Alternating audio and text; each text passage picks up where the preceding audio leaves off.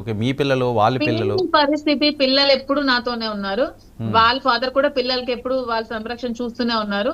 పిల్లలు కూడా నాకు ఒకటే మాట చెప్పారు. నేను సూసైడ్ చేసుకున్న తర్వాత పిల్లలు కూడా ఫోన్ చేసి, మమ్మీ నువ్వు చనిపోతే మేమేమవుతాం అనుకున్నావు. అలాంటి నిర్ణయాలు నువ్వు తీసుకోవచ్చా? మేము బాగా చదువుకొని మేము మంచిగా వెల్ సెటిల్ అవుతాము. ఏ ఆంటీ అయితే నీ మీద ఇది చేసిందో ఈ పాలిటిక్స్ కోసం, అదే పాలిటిక్స్ లో నువ్వు ఉండాలని మేము కోరుకుంటున్నామని పిల్లలు కూడా నాకు తిరిగి సజెస్ట్ చేశారండి. ఒక 9 ఇయర్స్ పాప కూడా నాకు సజెస్ట్ చేసింది పాప. కాదు మాధురి గారు, ఇంత స్ట్రాంగ్ ఉమెన్ మీరు అసలు ఆ డిసిషన్ ఎలా తీసుకున్నారు చనిపోదాము అని? నేను అదే చెప్తున్నాను కదా. ఈ కార్ లో డ్రైవ్ చేస్తున్నప్పుడు అప్పటికే ఒక 4 days అయింది. నాకు ఫుడ్ లేదు, సరిగ్గా నిద్ర లేదు, చాలా సఫర్ అవుతున్నాను మెంటల్ గా.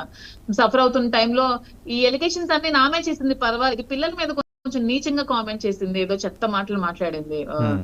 అప్పుడు ఆ మాటలు కొంచెం మెంటల్ డిస్టర్బ్ అయ్యాక పిల్లలు ఫోన్ చేసి, ఎందుకు ఆంటీ ఇలాగ మా కోసం ఎందుకు మాట్లాడుతుంది, మేమేం చేస్తాం ఆంటీకి, ఇలాగ స్కూల్కి వెళ్తే ఇలా వెళ్తే మాకు అడుగుతున్నారు, ఇదేంటి అమ్మ ఇలా మాట్లాడుతుందంటే బాగా కొంచెం మెంటల్ డిప్రెషన్ కి బాగా కొంచెం ఆ వీక్ మూమెంట్ లో గురి, ఎందుకంటే ఆ టైంలో డ్రైవింగ్ లో ఉన్నాను కాబట్టి ఆ డిప్రెషన్ కి కొంచెం అలా అయింది అంతే. అది చాలా తప్పు అని తర్వాత నెక్స్ట్ బతికి తర్వాత తెలుసుకున్నాను, ఇది చాలా రాంగ్ డెసిషన్ తీసుకున్నాను, ఇది చాలా తప్పు, ఇలా చేయకూడదు అని తెలుసుకున్నాను. వాణి గారు మిమ్మల్ని పార్టీలోకి ఆవిడే ఆహ్వానించారంటున్నారు.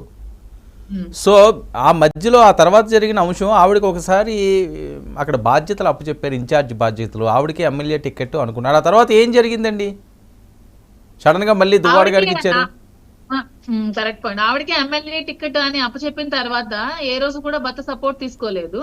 ఏ రోజు కూడా భర్తని రమ్మని పిలవలేదు. ఇంకా రిటర్న్ హస్బెండ్ వస్తే హస్బెండ్ కి ఇన్సల్ట్ చేయడం, మీటింగ్స్ లో ఉంటే మీటింగ్ నుంచి వెళ్ళిపోవడం, చాలా ఇన్సల్ట్ చేసేది. అదే అదే క్రమంలో